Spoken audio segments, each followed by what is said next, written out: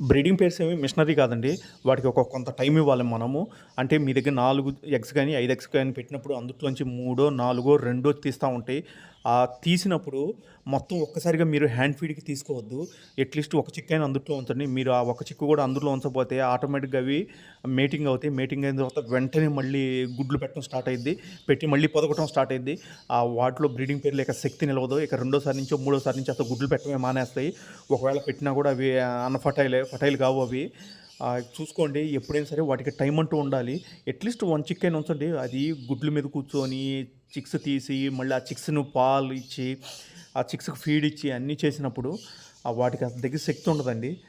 అందుకే నేను అంటాను ఇవేమీ మిషనరీ కాదు వెంట వెంటనే చేపియటానికి. వాటికి కొంత టైం ఉండాలి. అట్‌లీస్ట్ ఒక చిక్ ఉందంటే కొద్దిగా గ్యాప్ వచ్చిద్ది మళ్ళీ ఎగ్స్ పెట్టడానికి. అందుకని చెప్పి నేనైతే మాత్రం 4 చిక్స్ గానీ, 3 చిక్స్ గానీ వచ్చినప్పుడు ఒక చిక్ కంటిన్యూగా అందుట్లో ఉంచుతాను. ఎప్పుడైతే వాటిలో శక్తి వచ్చింది కొద్దిగా మనకు ఆటోమేటిక్ కనిపించిద్ది వాటికి కొద్దిగా శక్తి వచ్చింది. ఇదివరకు ఇప్పటికి తేడా ఉందన్నప్పుడే మళ్ళీ వాటి చేత బ్రీడింగ్ చేపిస్తాను. లేదు అంటే ఒక్కోసారి బ్రీడింగ్ బాక్సే తీసేస్తాను. ఎందుకంటే శక్తి రానప్పుడు చిక్స్ తీసేసినా సరే.